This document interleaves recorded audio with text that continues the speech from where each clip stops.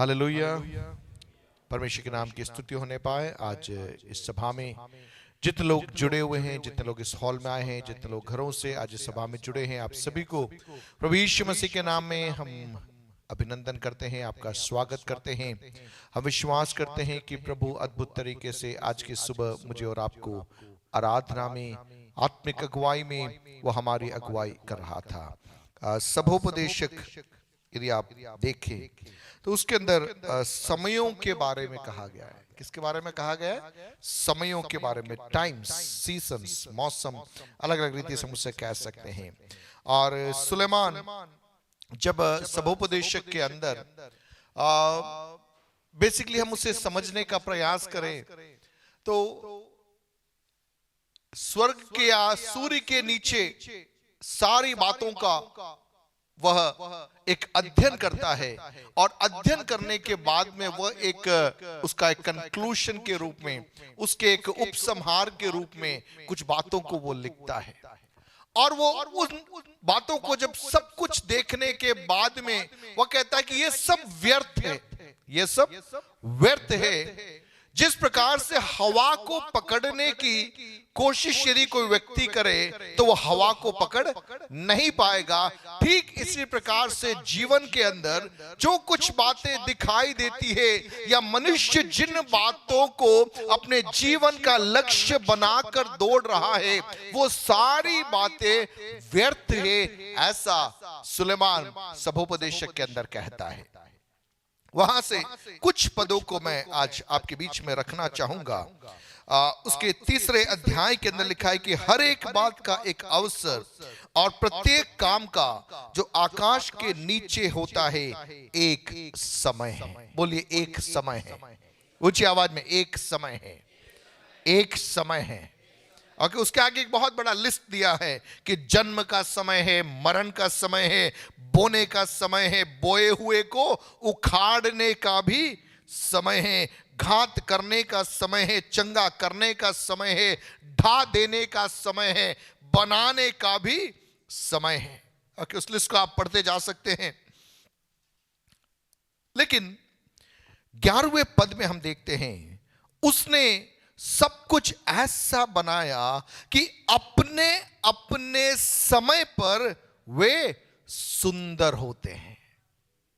अपने अपने समय पर वे क्या होते हैं? सुंदर होते हैं। आप एक पौधा लगाते हैं और जब पौधा, मान लीजिए गुलाब का पौधा आपने लगाया, जब गुलाब खिलता है वो गुलाब उसमें बहुत सुंदर लगता है, लेकिन कुछ दिनों के बाद में वही गुलाब क्या हो जाता है? मुरझा जाता है और उसके पत्ते गिरने लग जाते हैं, उसकी जो वो सूखापन उसमें आ जाता है, उस समय वो सुंदर दिखाई नहीं देता। कहने का तात्पर्य, परमेश्वर ने हर बातों के लिए एक समय निर्धारित कर रखा है और उस समय में वो क्या दिखाई देते हैं? सुंदर दिखाई देते हैं। ऑलराइट, समयों की बात मैं इसलिए कर रहा हूं, हम सबके जीवन के अंदर परमेश्वर ने हर बात के लिए एक समय निश्चित करके रखा है और मेरे और आपके जीवनों में हमें सीखना है उस समय की बाट जोहने के लिए, उस समय का इंतजार करने के लिए। फॉर एग्जाम्पल, एक रेस के लिए जब लोग ट्रैक पर खड़े रहते हैं, मान लीजिए 10 लोग दौड़ने के लिए खड़े हैं, इनको मालूम है कि इन्हें दौड़ना है, लेकिन वे इंतजार करते हैं। किस चीज का इंतजार? जो रेफरी होता है वो सीटी बजाएगा, वो काउंट करेगा, 1, 2 और 3। तो वे उन्हें वहां पर इंतजार करना होता है। 1 पर वे दौड़ नहीं सकते, 2 पर वे नहीं दौड़ सकते, 3 होगा तो ही उन्हें क्या करना है? दौड़ना है। उसके पहले दौड़ेंगे तो भी फाउल हो जाएगा, उसके बाद में अगर दौड़ने की कोशिश करेंगे तो क्या हो जाएंगे? वे पीछे रह जाएंगे।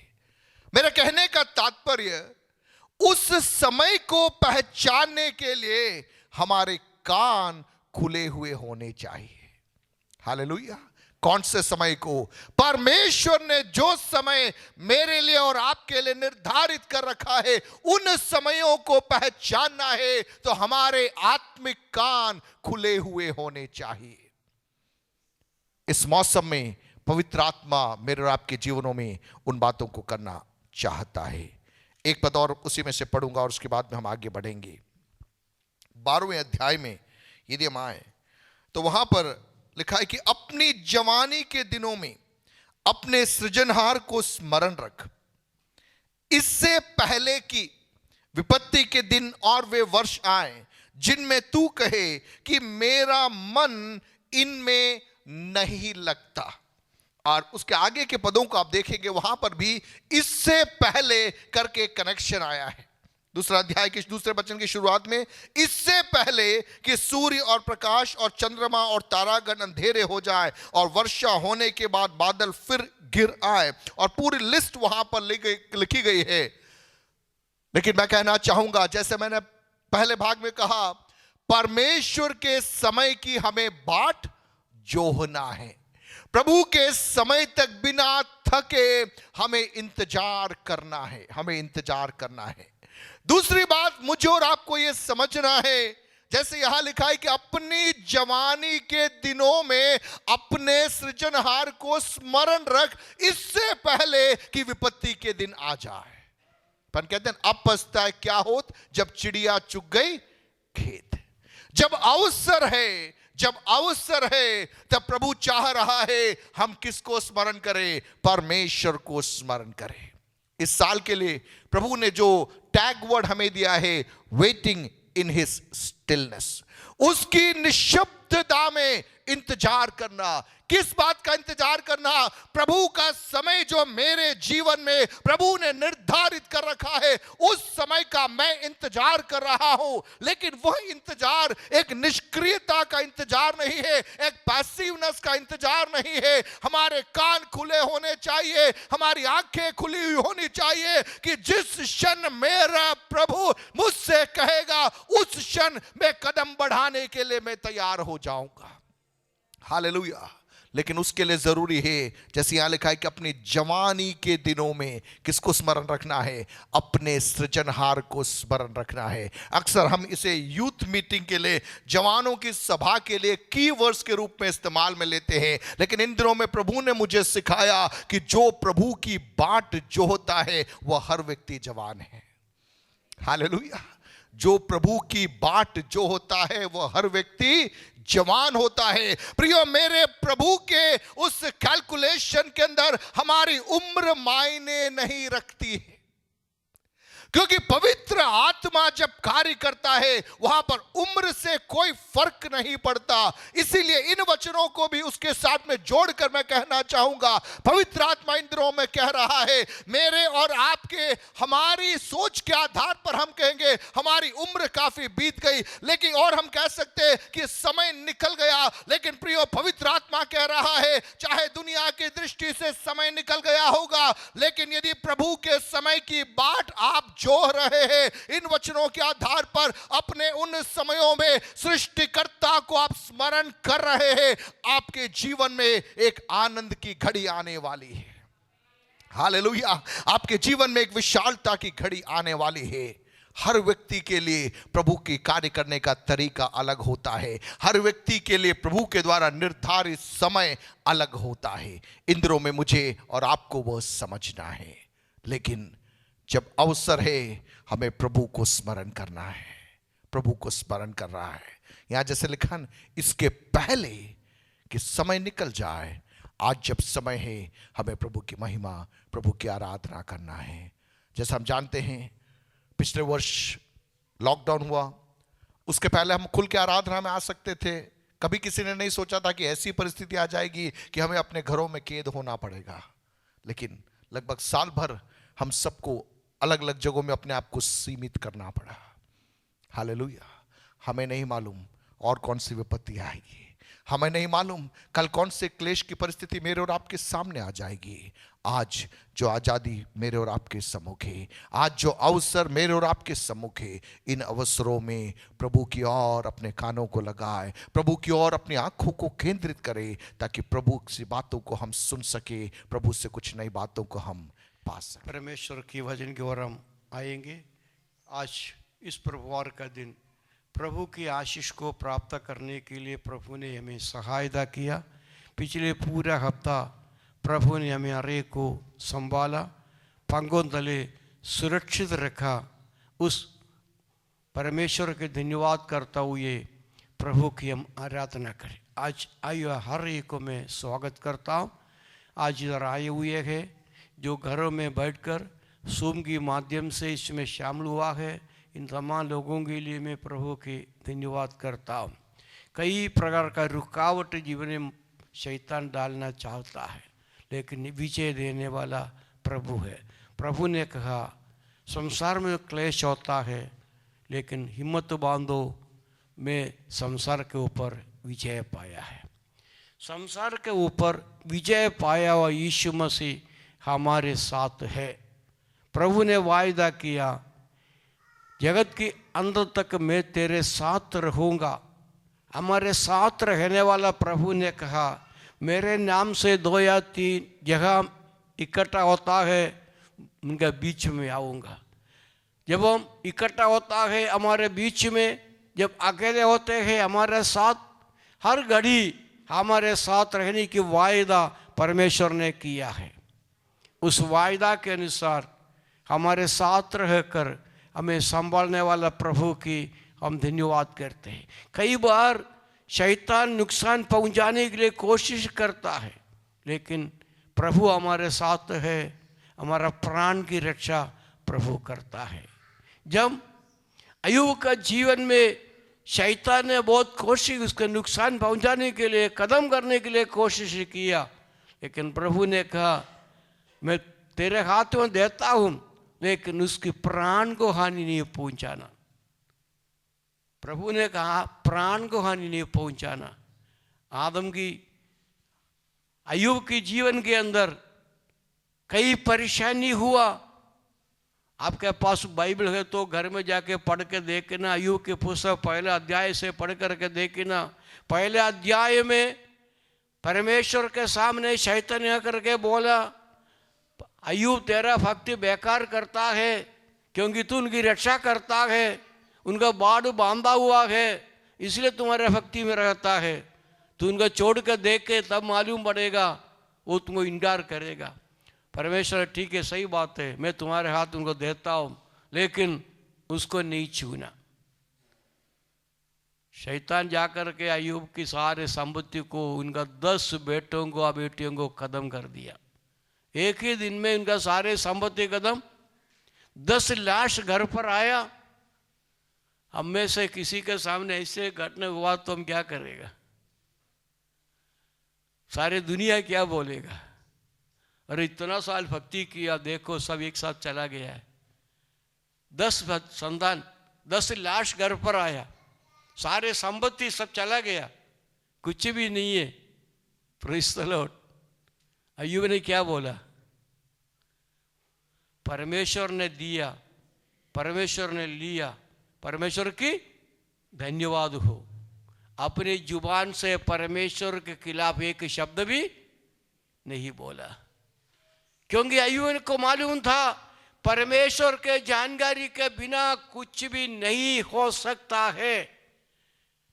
शैतान हमको नुकसान पहुंचाने के लिए कोशिश करता है, सब प्रकार का परेशानी में डालना चाहता है, लेकिन परमेश्वर का भय मानने वाले उस घड़ी में भी परमेश्वर की धन्यवाद करेगा। वो कुड़कुड़ाता नहीं, वो घबराया नहीं, बोला प्रभु ने दिया, प्रभु ने लिया। अपनी जुबान से परमेश्वर के खिलाफ एक शब्द भी नहीं बोला। तो उसके बाद में शैतान ने आकर, देखो उसने कुछ नहीं किया। परमेश्वर ने पूछा, उसने कोई बिगाड़ा, कुछ बोला है? नहीं। तो ऐसा तू उनको भी रक्षा करके रखा है, इसलिए तुम्हारे खिलाफ कुछ नहीं बोलेगा। ऐसा करो, एक बार उनके शरीर को छू कर देख लो, तब मालूम पड़ेगा। हाँ, प्रभु ने कहा ठीक है, ऐसा करो, उसका प्राण को मत छूना, शरीर को छू लो। शैतान जाकर कोई शरीर को छू लिया, सारे बीमारी से फैल गए, बदबू निकलना शुरू हो गया शरीर से, भयंकर बीमारी से फंस गया, कोई पास आ नहीं सकता। ऐसी हालत में भी परमेश्वर के सामने अय्यूब ने कहा, परमेश्वर तेरा धन्यवाद हो, तेरा धन्यवाद हो, उसने प्रभु के खिलाफ एक शब्द भी नहीं बोला, प्रभु की महिमा किया। उनका बीवी ने आकर के बोल रहा है, देखो इतना तुम सब कुछ हो गया है, ऐसा करो परमेश्वर की इनकार करके मर जाओ, तो जिंदा रहना अच्छा नहीं है, अभी तुमसे कोई फायदा नहीं, अभी तो तू जीने से इनकार करो, तू मर जाना अच्छा है। बीवी ने बोला जाओ मर जाओ तुम, और जिंदा नहीं रहना। लेकिन उसने क्या बोला उसके बीवी से, तो एक मूर्ख स्त्री को क्यों बात करते हो, परमेश्वर से इतने भलाई हमने प्राप्त किया है, अब एक बुराई आने से प्रभु की इनकार मैं नहीं करूँगा, मैं परमेश्वर के धन्यवाद करता हूँ।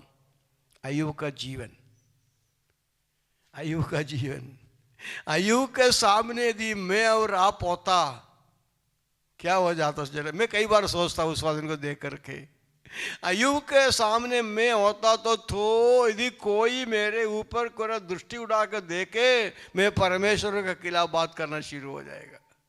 प्रभु मैं इतना साल तेरे पीछे चल रहे, तेरा सेवा कर रहे, देखो मेरे साथ ही ज्योति कैसे आ गया है। कल मैं उदयपुर में खड़े करके ये बात मेरे सोचा था, मैं सच्च बोल रहा हूँ। जब मैं उदयपुर में हमारा बाइबल कॉलेज का साहब चरियान साहब, उनका पत्नी को जो एक्सीडेंट सुनकर मैं उदयपुर उनका मिलने के लिए अस्पताल गया, उनकी हालत देख करके मैंने खुद पूछा, प्रभु तूने ऐसे क्या किया। हम जरा सोचिए, प्रभु की सेवा करके दोनों गांव से आ रहे थे, गाड़ी आके ट्रक से टकराया, दोनों का जिंदगी में ऐसे हालत हो गई, दोनों को पाँव टूट गया, हाथ टूट गया, पसले टूट गया, सिर से खून बहुत बह गया। अस्पताल में लोग दौड़ करके लेके उदयपुर पहुंचाया। अब प्रभु ने उनको प्राण को कुछ हानि नहीं पहुंचाया। एमआरआई स्कैन करके डॉक्टर ने बोल रहे परमेश्वर होगा तुम्हारा, उसने प्राण को कुछ हानि नहीं पहुंचाया है। केवल हड्डी टूटा है, वो जुड़ जाएगा, पसली टूट जाएगा, लेकिन उनका प्राण को कोई हानि नहीं हुआ है, कोई नुकसान नहीं हो सकता है। परमेश्वर को वही सुरक्षा प्रदान किया है। मैं प्रभु की धन्यवाद करता हूँ। हमको देखने वालों को दुख होता है, ऐसे क्यों होगा, क्यों। जब अनूप को जो एक्सीडेंट हुआ तो मैंने स्वयं पूछा, प्रभु क्यों ऐसे हुआ है। हम मनुष्य होने के नाते पूछ लेते हैं। अय्यूब भी मनुष्य था, लेकिन फिर भी अय्यूब ने अपने जुबान से परमेश्वर के खिलाफ एक शब्द भी नहीं कहा, परमेश्वर की धन्यवाद किया, परमेश्वर की धन्यवाद किया। मेरे असीसो, अय्यूब की धीरज, प्रभु का भय मानने का जो आदत हमारे अंदर भी आना पड़ता। तकलीफ आएगा, क्लेश आएगा, लेकिन परमेश्वर हमारे प्राण की रक्षा करता है, अपने प्राण को बचाता है। कई बार जब बीमार हो जाता है, तकलीफ हो जाता है, हम पूछेंगे प्रभु ऐसे क्यों होता है। अभी महामारी पिछले 1 साल हो गई है, क्या परेशानी दुनिया के हो गया है, आपस में लोग मिलने के लिए अवसर नहीं मिल पाया। Praise the Lord. कई लोग पूछते हैं प्रभु ऐसे क्यों हुआ है। मैं कहता हूं प्रभु भलाई के लिए किया हुआ है, बुराई के लिए कुछ नहीं करता है। मैंने कई बार कह चुका है, प्रभु हमारा जीवन भलाई करने के लिए, बुराई के लिए कुछ नहीं करता। विश्वास करने वालों के लिए, आशा रखने वालों के लिए, प्रभु के प्रेम से कोई मुझे आपको हमको अलग नहीं कर सकेगा।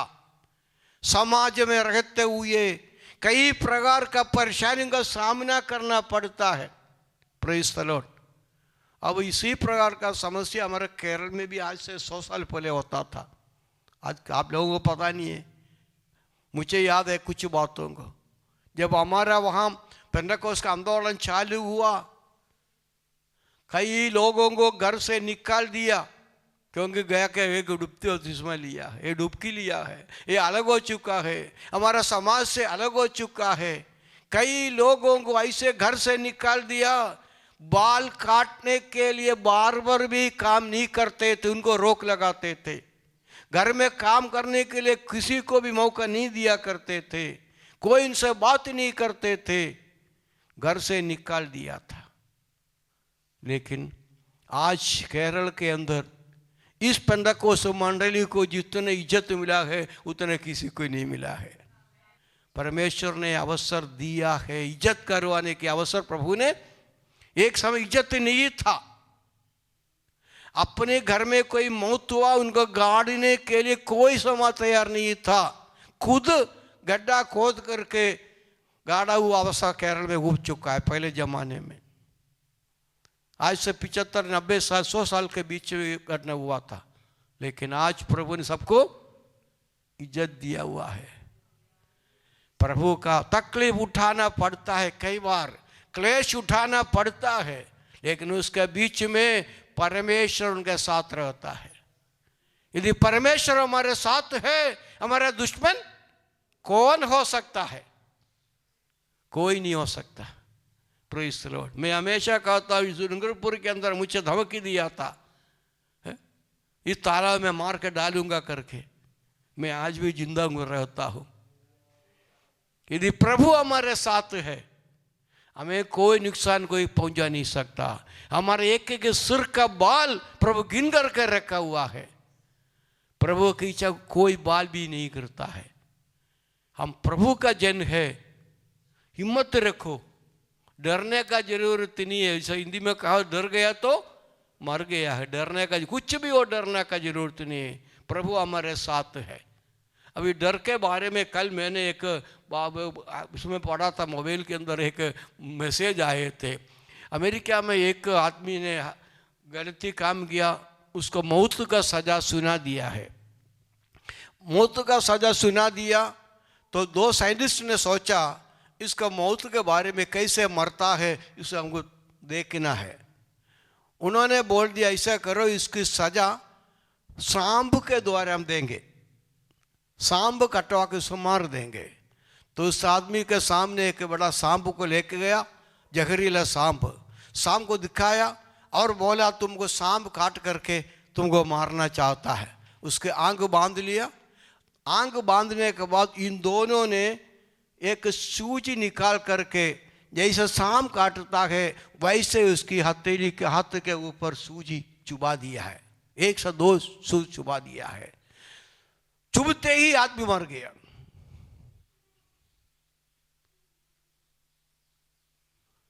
वो साइंटिस्ट ने कहा, इंसान डर के मारे मरता है। वो डर गया, सांप काटा है, ये डर अंदर घुस गया। उसको सांप नहीं काटा था, केवल 2 सूजी एक ही साथ हाथों में लगा दिए। सुनते ही बस सांप काट गया। इसलिए साइंटिस्ट ने कहा, उस लिखने वाला कहता है, आज इंसान डर के मारे मरता है। इंसान डर गया इसलिए मर गया है। इसलिए कहता, डरो मत। परमेश्वर ने कहा, तू डरो मत। इस पवित्र शास्त्र के अंदर 365 बार लिखा है, तू डरो मत, डरो मत, डरो मत, मैं तेरे साथ हूं। Praise the Lord. हमारा प्राण की रक्षा करने वाला प्रभु हमारे साथ है। इसलिए हिम्मत के साथ हमको आगे बढ़ना है। प्रभु मेरे साथ है। इसका मतलब ये नहीं सरकार कानून नहीं मानना, सब कानून मानना है।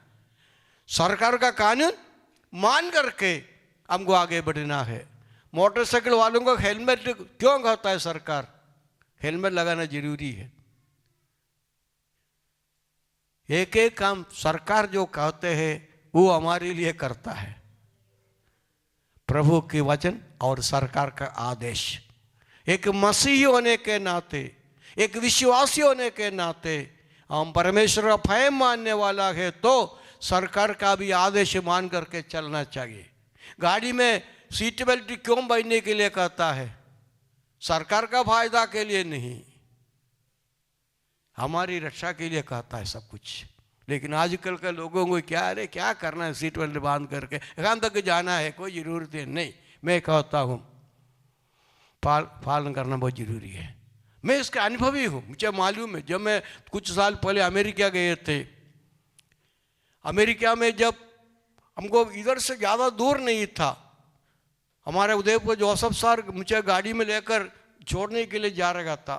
वहाँ तो लेफ्ट साइड में ड्राइवर चलाता है, राइट साइड में बैठना पड़ता है। तो मैं राइट साइड में जाकर के उनके सीट में बैठ गया। मैं बैठते सीट बेल्ट बांधता हूँ, सीट बेल्ट बांध करके बैठ गया। जोसेफ सर गाड़ी चलाया, थोड़ा आगे जाकर के एक क्रॉस रोड है, इधर से रोड इधर से भी आता है, इधर से भी गाड़ी जाता है।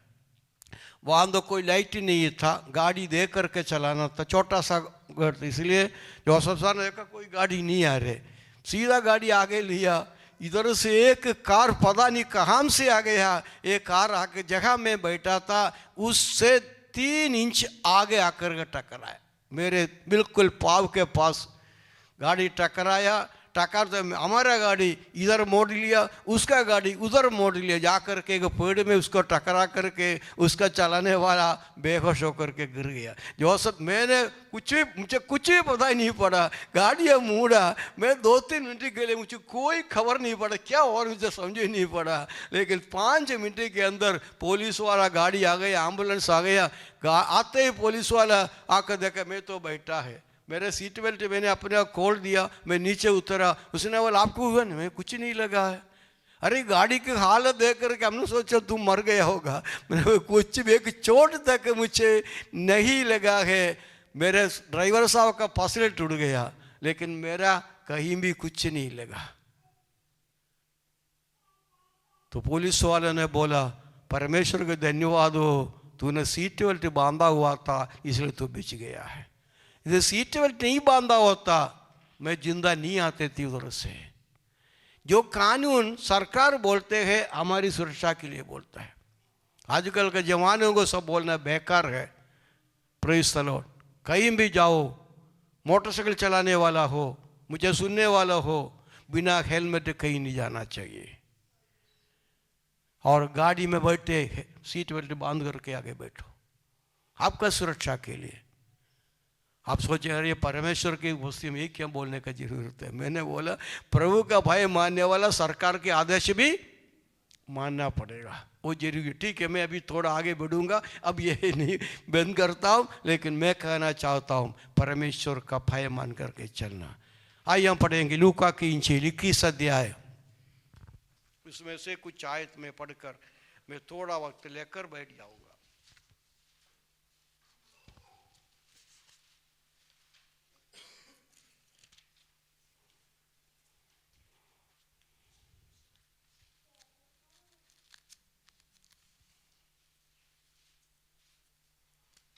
इक्कीस अध्याय उसकी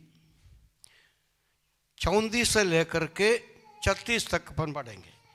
लूका का इंजील 21 अध्याय उसका 34 से 36 तक। इसलिए सावधान रहो, इसलिए सावधान रहो, ऐसा ना हो कि तुम्हारे मन, ऐसा ना हो कि तुम्हारा मन खुमार और मतवालेपन और इस जीवन की चिंताओं से सुस्त हो जाए, इस जीवन की चिंताओं से सुस्त हो जाए, और वह दिन तुम पर फंदे के समान अचानक आ पड़े, क्योंकि वह सारी पृथ्वी के सब रहने वालों पर इसी प्रकार आ पड़ेगा। इसलिए जागते रहो और हर समय प्रार्थना करते रहो कि तुम इन सब आने वाली घटनाओं से बचने और मनुष्य के पुत्र के सामने खड़े होने के योग्य बनो। Praise the Lord. लूका का इंजील, मत्ती की इंजील, मरकुस की इंजील, इन तीनों पुस्तकों में इसी के बारे में लिखा हुआ है। ये प्रभु यीशु मसीह की दूसरा आगमन के बारे में, उनकी प्रमाणों के बारे में लिखा हुआ है। इसके अंदर यहाँ ये बातें लिखा हुआ है। इन सारी बातों से बचने के लिए क्या करना चाहिए? सावधान रहना, जागते रहना, प्रार्थना करते रहना। विपत्ति हम सबके ऊपर आने वाला है। ये कोविड सबको आ गया है। प्रार्थना करने वालों को हुआ, ना करने वालों को हुआ, दारू पीने वालों का हुआ, दारू ना पीने वालों का हुआ, परमेश्वर का भय मानने वालों का हुआ, अन्य लोगों को भी हुआ, समस्त जाति को, समस्त दुनिया का हुआ है। सब लोगों को विपत्ति आ जाता है, लेकिन विपत्ति से बचने के लिए एक ही मार्ग प्रभु ने दिया है, सावधान रहना है। सावधान रहो, ऐसा ना हो कि तुम्हारे मन खुमार, मतवालेपन और इस जीवन की चिंताओं से सुस्त हो जावे और वह दिन तुम पर फंदे के समान अचानक आ पड़े। हर समय तैयार रहने के लिए प्रभु की आगमन के बारे में बोलते, इसी 21 अध्याय के अंदर प्रभु की आगमन में क्या क्या होने वाला है वो सारी घटनाएं दिया हुआ है। आप घर में पढ़ करके देखना, एक एक बात को ध्यान करके पढ़ना।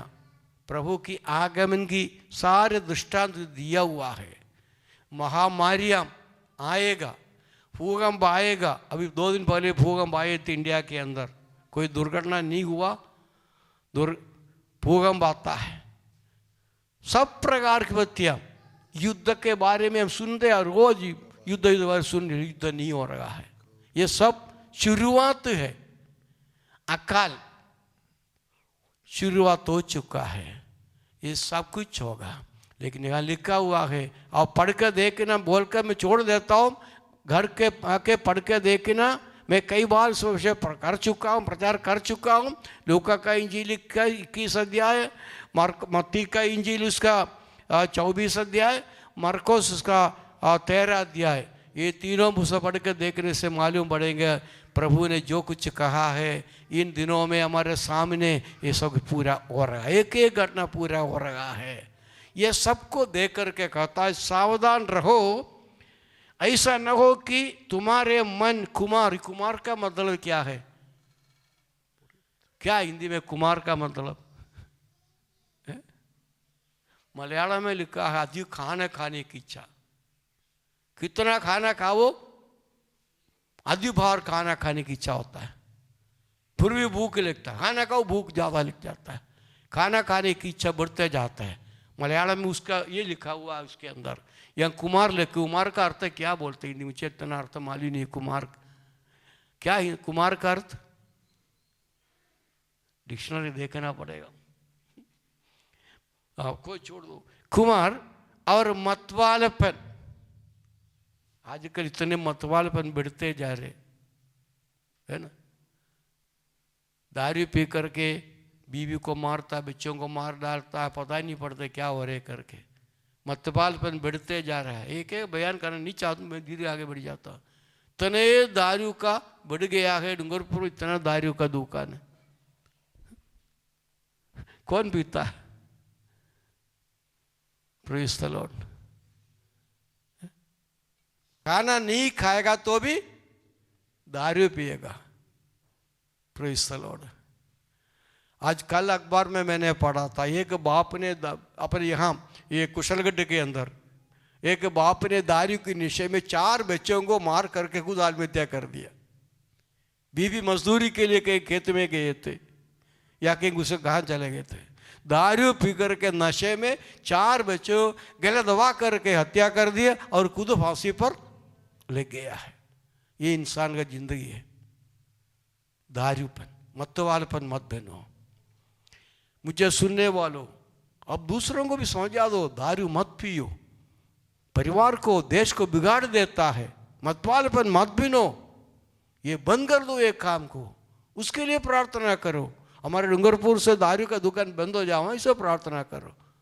मैं आजकल करता हूँ, प्रभु ये दुकान बंद हो जावे, लेकिन कहीं का कमाई बंद हो जाएगा, लेकिन दुकान बंद हो, हम प्रार्थना करना। क्योंकि इतना अत्याचार बढ़ जाता है, मतवालेपन बढ़ने से अत्याचार बढ़ जाता है, शांति खत्म हो जाता है, परिवार का शांति, समाज का शांति, देश का शांति खत्म हो जाता है। हमारे देश की शांति के लिए प्रार्थना करना, ये बंद होना चाहिए काम को। मतवालेपन, और लिखा है इस जीवन की चिंताओं से सुस्त हो जाए। जीवन की चिंता, बहुत चिंता, एक एक बारे में बोलने में नहीं चाहता, बहुत चिंताएं होता है कि एक सोच हम आगे क्या करें, आगे क्या करें, ये करना, ये करे, वो करे, ये करे, वो करे, ये सोच सोच करके दिमाग वो खराब कर देते हैं। संसार में कुछ करने का नहीं, प्रभु की इच्छा पर छोड़ दो, प्रभु की इच्छा पर छोड़ दो। तुम्हारा सारे चिंताएं मेरे ऊपर डाल दो। प्रभु ने कहा तुम चिंता करने से तुम्हारा एक बाल काला भी नहीं हो सकता, सफेद भी नहीं हो सकता। चिंता छोड़ दो, मेरे ऊपर डालो चिंताएं। अभी कल खाना खाएंगे, शाम को खाना खाएंगे, ये चिंता में सताता है। चिंता करने की जरूरत नहीं, जो मिले खाओ, धन्यवाद, प्रेज़ द लॉर्ड। चिंता मत करो, भूखा भूखा रहेंगे, धन्यवाद, उसके लिए भी धन्यवाद, हर बात के लिए भी धन्यवाद। सामान चोरी हो गया, उसके लिए भी धन्यवाद। चिंता करने से कोई फायदा है? कुछ नहीं होता, कुछ नहीं हो सकता। जब हमारा डॉक्टर थॉमस मैथ्यू के जीवन चरित्र में एक कहानी लिखा हुआ है, जब वो शादी करके केरल से आ रहे थे, इसी अहमदाबाद से उदयपुर की ट्रेन में बैठ गया, रात का समय था और ट्रेन में बैठ गया, यहाँ पता नहीं कौन सा जगह पर आ गया, उसका अट्टाची चोरी हो गया, ट्रेन के अंदर से उठा के कोई लेके गया। ये नींद देखा तो अट्टाची नहीं, उसके अंदर उनका सारे सामान, जो पैसा मिला वो सब उसके अंदर रखा हुआ था। उसने वहां खड़े होकर के बोला, प्रभु तेरा धन्यवाद, वो मेरा अट्टाची चोरी हो गया है, धन्यवाद धन्यवाद, मेरा अट्टाची चोरी हो गया है। तो आवाज सुनकर लोग जाग उठा, तो किसी ने ट्रेन खींच कर रोक लिया, सब लोग दौड़ करके आ गया है, अरे सामान चोरी हो गया है। ये तो लुंगी पहना हुआ था, ट्रेन में सो रहे थे, लुंगी पहना हुआ था, शर्ट पहने हुए थे, बाहर निकल गया, यूँ ही चिल्लाया, प्रभु धन्यवाद हो, मेरा अट्टाची चोरी हो गया, सामान चोरी हो गया, तेरे धन्यवाद हो। सारे सवारी इकट्ठा हो गया, टीटी भी आ गया, गार्ड भी आ गया, ड्राइवर भी आ गया, सब किसी ने अरे एक संत, देखो संत का सामान चोरी हो गया, इसको ये सामान नहीं मिले तो हम गाड़ी आगे नहीं बढ़ाएंगे करके लोगों ने बोलना शुरू कर दिया। तो आधा घंटे के अंदर पुलिस वाला चोर को पकड़ के लेके आया। वो चोर क्या है, जो पेटी चोरी करके ले जा करके फर्स्ट क्लास कंपार्टमेंट के अंदर करके वो भी आराम से सो रहे सीट के नीचे घुस गया, कोई नहीं देखे। पुलिस ढूंढ करके पकड़ के लेके सामने खड़ा कर दिया, एक भी सामान का नुकसान नहीं हुआ, धन्यवाद किया, चोरी करके चिल्लाया नहीं, बोला नहीं मेरा सामान केस करूंगा, मैं मारूंगा पीटूंगा, कुछ। आजकल हम बोले यार इसको पिटाई करना चाहिए, प्रेज़ द लॉर्ड। जब सामान वापस मिला, 4 आना उड़ा के उसको दे दिया, तुम ले जाओ। उसमें 4 आने की कीमत आज का 400 की कीमत है, 4 आना दे दिया, चोर भी खुश हो गया, सब खुश हो गया है। चोर ने बोले आइंदा से मैं चोरी नहीं करूंगा। मेरा कहने का तात्पर्य है हमारी हर बात के लिए प्रभु की धन्यवाद करना।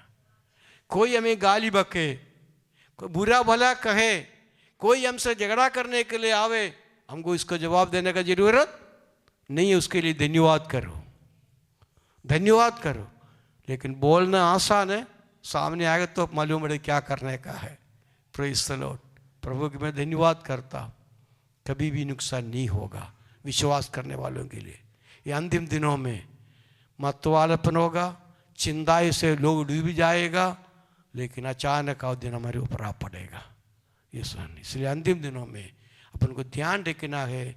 अंतिम दिनों के बारे में 2 तीमुथियुस उसका 3 अध्याय पहले जरा पढ़े, उसमें क्या लिखा, अंतिम दिनों में क्या होगा, ये पढ़ के देखना। 2 तीमुथियुस 3 अध्याय उसकी पहली आयत, तीसरे पर ये स्मरण रख हाँ कि अंतिम दिनों में कठिन समय आएंगे, अंतिम दिनों में कठिन समय आएंगे, क्योंकि मनुष्य स्वार्थी, लोभी, डींग मार, अभिमानी, निंदक, माता पिता की आज्ञा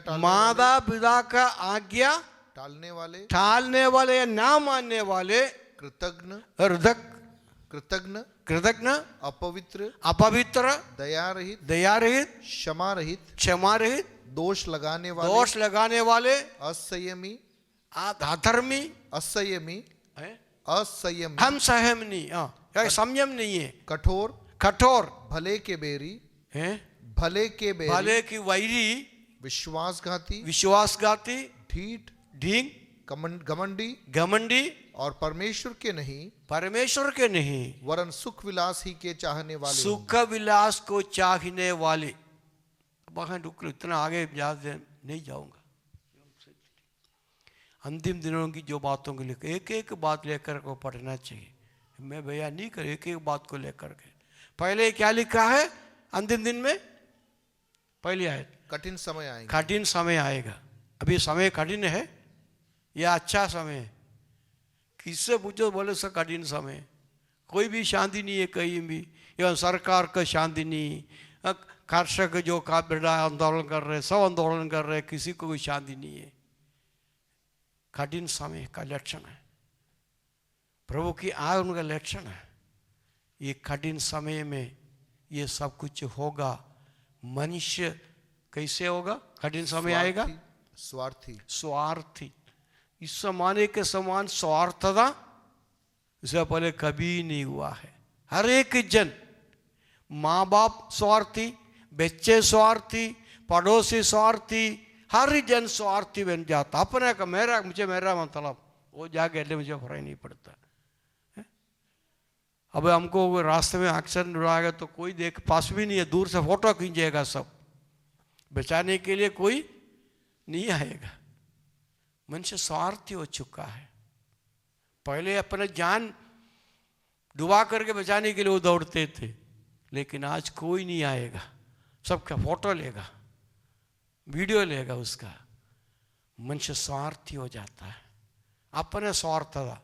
उसको कुछ भी हो जावे मेरा कोई मतलब नहीं है, वो जाने दो गड्ढे में, मुझे अपना कहा।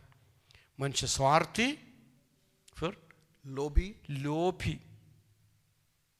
लोभी करता, आप जान लो सब कुछ, खुद जान लो। लोभी, आज कौन है लोभी? लोभ से भरा हुआ लोभ है लोभी। डींग मार, डींग मार, बहुत डींग मार। मैंने ऐसा किया, मैंने ऐसे किया, मैंने ऐसे किया, मैंने ऐसे किया। मैं डींग मारता, अपने आप को वो डींग मारने वाला होता है। चाहे पादरी हो, चाहे विश्वासी हो, चाहे अविश्वासी हो, कोई भी हो, सब बोले मैंने मैंने मैंने मैंने। तो प्रभु मैंने तेकेल ऊपर सीन दानी के उसे लिखा हुआ है, मैंने बोलने वाले मैंने मैंने मैंने मैंने तुम्हें तोला है, तुम्हारा काम मैंने परखा है। Praise the Lord. प्रभु कहता है, प्रभु सब जानता है। मैं कुछ नहीं, प्रभु किया सारी बातें, प्रभु का है। प्रभु को, हाँ, डींग मारने वाला अभिमानी, अभिमानी, बहुत घमंड, अभिमानी, निंदक, निंदक, दूसरों की निंदा करने में आगे है। कुछ भी पता ही फिर दूसरी निंदा कर रहे, वो अरे वो ऐसा, वो ऐसा, वो ऐसा, वो ऐसा है। ये सब कुछ निंदा करने वाले। हाँ, माता पिता की आज्ञा, माता पिता का आज्ञा टालने वाले या ना मानने वाले। आज के जमाने के समान कभी नहीं हुआ है। माँ बाप की आज्ञा ना मानने वाला आज हुआ। हर बात में अपनी इच्छा पर चलना चाह। माँ बाप अच्छे सलाह दे, वो कोई मानेगा नहीं है। आज मैं उसकी बयान नहीं कर, एक एक बयान करना, लेकिन नहीं करूंगा मैं। हर बात में टालने के विचार में रहता है। माँ बाप कुछ बोले या दूसरा कुछ बोले, नहीं माने। अपनी इच्छा, अपनी जिद पर, अपनी मर्जी पर, अपनी जिद को पूर्ण करना चाहता है। और अपवित्र, दया रहित, क्षमा रहित, कोई मन ही नहीं है। हाँ, दोष लगाने वाले, दोष लगाना, वो उसने ऐसे किया, उसने ऐसे किया, उसने किया। हर एक जन दूसरे के ऊपर दोष लगाने के लिए रहता है। ये सब अंतिम दिनों का लक्षण है।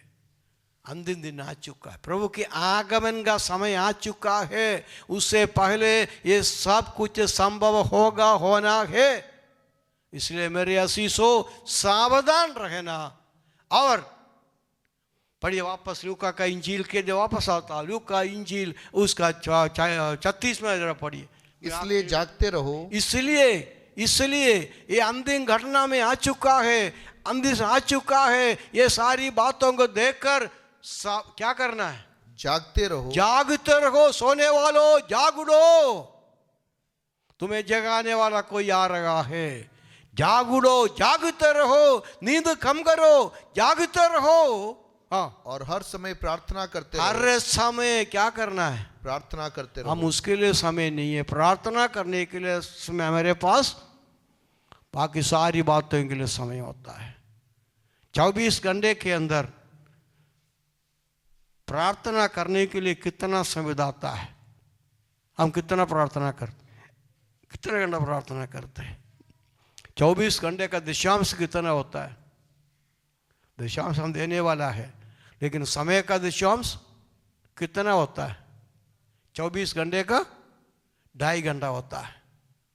कम से कम 2.5 घंटा एक दिन में प्रार्थना करना है। करता है कोई? हम उसके लिए समय नहीं, बाकी सारी बातों के लिए समय है। Praise the Lord. प्रार्थना के लिए समय को अलग करना है। बहुत, अभी तो बहुत समय मेरे पास दिया, कोई काम धंधा है नहीं है, फालतू में घूमते फिरते हैं। 2.5 घंटा प्रार्थना करो, रात को हो, दिन में हो, कहीं भी हो। 2.5 घंटा प्रभु के लिए, कम से कम 2.5 घंटा प्रभु के सामने बैठो, प्रभु से प्रार्थना करो। Praise the Lord.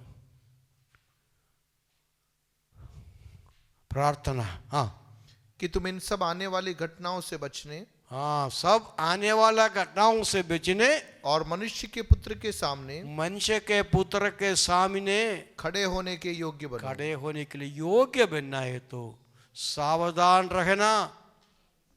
Praise the Lord. जागते रहना, प्रार्थना करते रहना।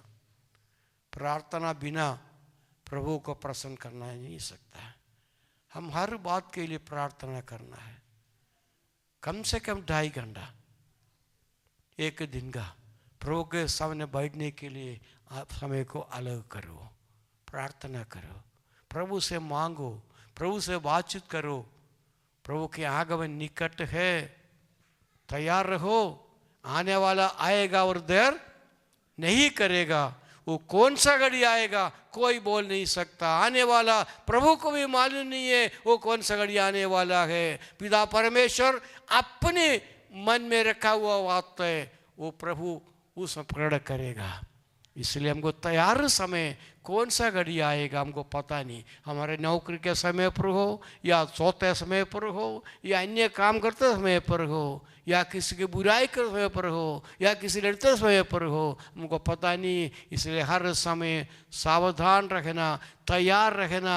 आने वाला आएगा, देर ना करेगा। प्रभु अपने लोगों को लेने के लिए आने वाला है। वो अतिशीघ्र आएगा, उसके आगमन निकट है। हम उसके लिए तैयार रहे।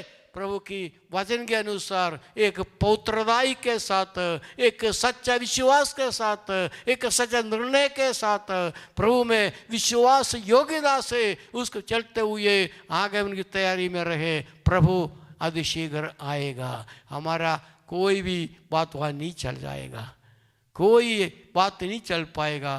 प्रभु बोलेगा जो मेरे वचन को मानकर वो मेरे पास आएगा, तुरही की आवाज़ सुनेगा। जो इंतजार है वो ही जाएगा, दूसरा कोई नहीं जा पाएगा। चाहे विश्वासी हो या पादरी हो या बिशप हो, कोई भी क्यों न हो, जो तैयार रहेगा वो ही जाएगा, दूसरा कोई नहीं जाएगा। हम एक अंतिम समय पर आ चुका है। इस वचन को आप लोग पढ़ना।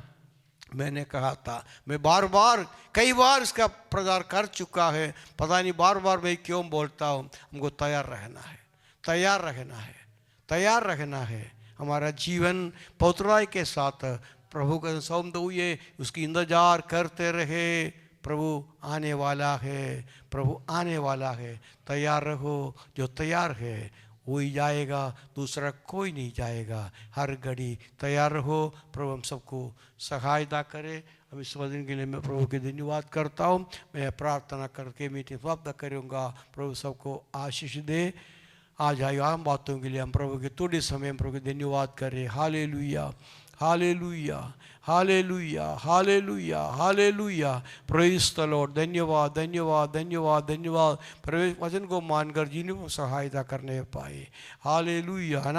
अनुग्रहकारी दयालु परमेश्वर, हम आज का दिन के लिए तेरा धन्यवाद तेरी स्तुति करते।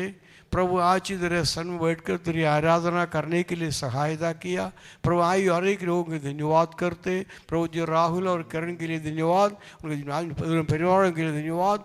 आज कलीस आई एक ही लोगों के लिए धन्यवाद करते। जो नहीं आ सका, जो घरों में बैठकर सूम से देखता है, उनके लिए भी धन्यवाद। जो जुड़ नहीं सका उनके लिए भी धन्यवाद। प्रभु जी हमारा बच्चे जो बाहर विदेशों में, अन्य देशों में रहते हैं और नौकरी में रहते हैं, इन सबों के लिए धन्यवाद करते। जो बीमार है, जो दुर्घटना में घर में बैठते हैं, इन सबों के लिए धन्यवाद करते प्रभु जी। तेरे हाथ में तमाम लोगों को सौंदा है प्रभु जी। गाँवों में, कलीसियाओं में लोगों को सौंदा है। एक एक को आशीष दे प्रभु जी। आज वचन सुनकर एक जीवन को परखने के लिए सबको सहायता करे। वचन धन्यवाद करते प्रभु। एक एक भाई बहन बच्चों को आशीष दे प्रभु जी। इन दिनों में तेरी महिमा आगे बढ़ने के लिए सहायता करे। वचन मानकर विश्वास योग्यता के साथ तैयार रहने के लिए सहायता करे। तेरे आगमन में तुरही की आवाज़ सुनने के लिए हम इंतजार करने पाए प्रभु जी। प्रार्थना में लगे रहने के लिए सावधान रहते हुए प्रभु जी आगे बढ़ने के लिए सबको सहायता करे। प्रार्थना में लगे रहे, जागता रहने के लिए सहायता, नींद को कम कर खुदावंद, जागता रहकर प्रार्थना करने के लिए, वजन बढ़ने के लिए सबको सहायता करे। प्रभु के हाथ में तमाम लोगों समुदाय है, पर हमारे देश के लिए प्रार्थना करते हैं। हमारे डूंगरपुर, राजस्थान, हमारे भारत के अंदर शांति को भेज दे परमेश्वर। एक सच्ची शांति आने के लिए प्रार्थना करते हैं प्रभु। हमारे देश में तेरी शांति आने पाए, तेरे अनुग्रह को बने रहने पाए। हमारा पड़ोसी, हमारे रिश्तेदार यीशु को पहुंचाने के लिए सहायता करे। हमारे गाँवों के अंदर तेरे पढ़ होने पाए प्रभु जी। तेरे हाथ में तमाम लोगों को सौंदा है, एक को आशीष दे। तेरे सेवकों के लिए धन्यवाद। जो गाँवों में है, सभा में जाता है, उन सबको सहायता करे प्रभु जी। तेरे वचन मान कर चलने के लिए सहायता कर। अनूप के लिए धन्यवाद, उनको छुटकारा बल दिए धन्यवाद। उदयपुर में चल रहे सब परिवार के लिए प्रार्थना करते, उन्हें जीवन दे, धन्यवाद करते, बल दे, ताकत दे। तमाम लोगों की रक्षा कर। हमारे भाई बहन बच्चे जो गाड़ियों में सफ़र करता है, इन सब की रक्षा करे खुदावंदा।